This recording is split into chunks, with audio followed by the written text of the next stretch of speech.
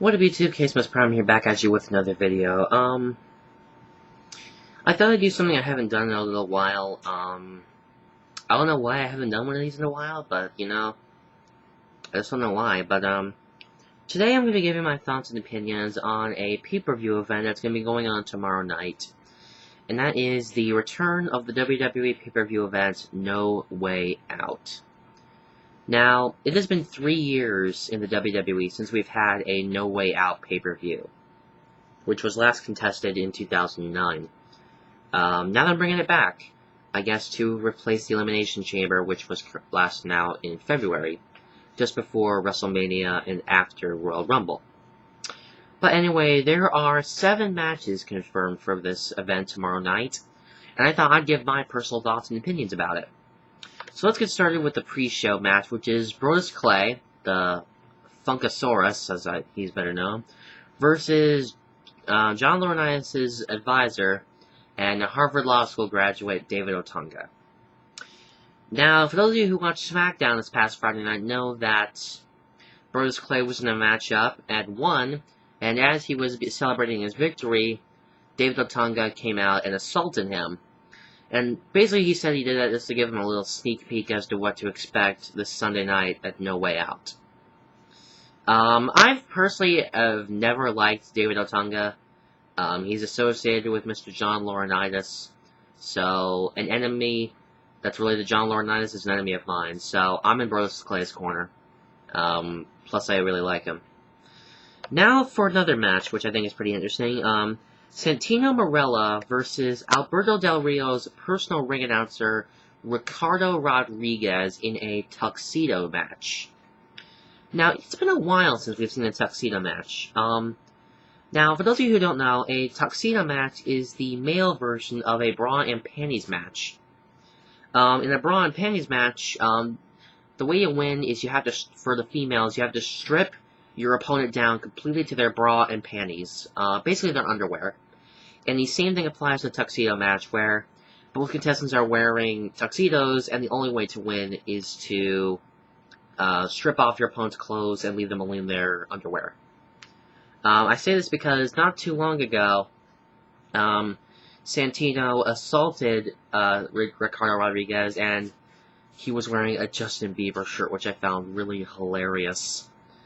And, yeah, I'm definitely in Santino's corner. I've always been a huge fan, and, I do his little Cobra bit for my friends at school, and they laugh their heads off.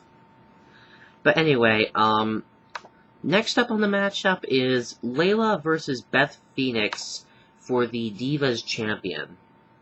Now, Layla has just recently returned to the league and claimed the title back from Beth Phoenix, who almost had it for almost a long time now. I forget exactly how long she had it.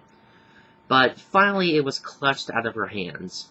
And Layla has had it ever since. And, wait, it wasn't Beth Phoenix, it was Nikki Bella who won the title from Beth Phoenix, who lost it to Layla.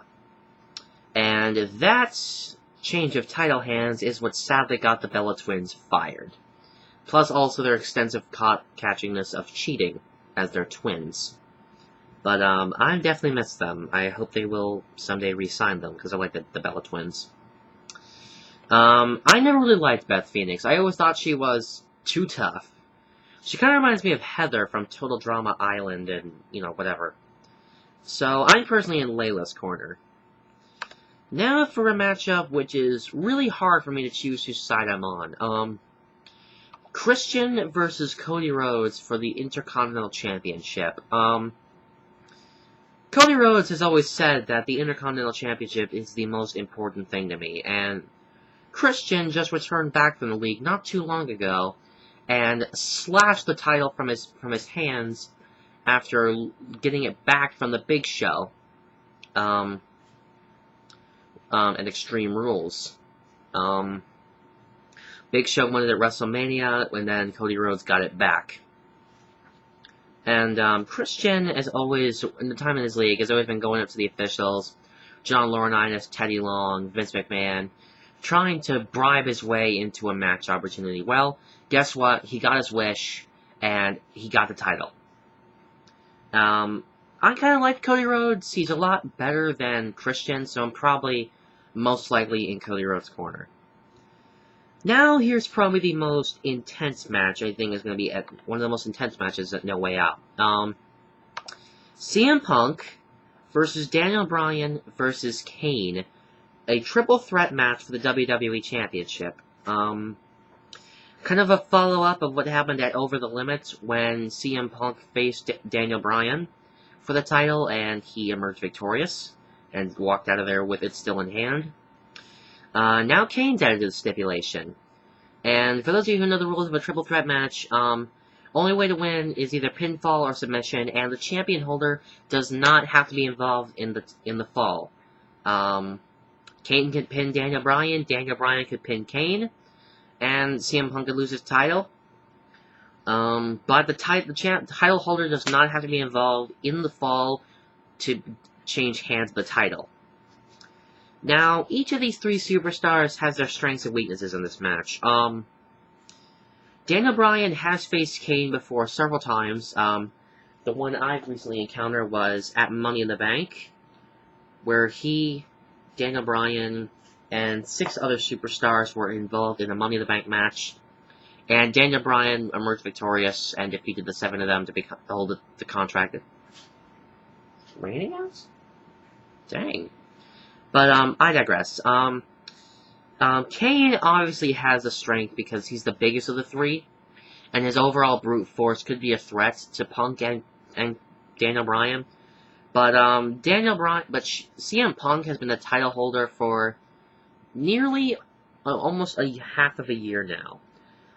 He won the title at Money in the Bank from John Cena, where he lost it again to Del Rio at SummerSlam, and won it back from Del Rio at Survivor Series.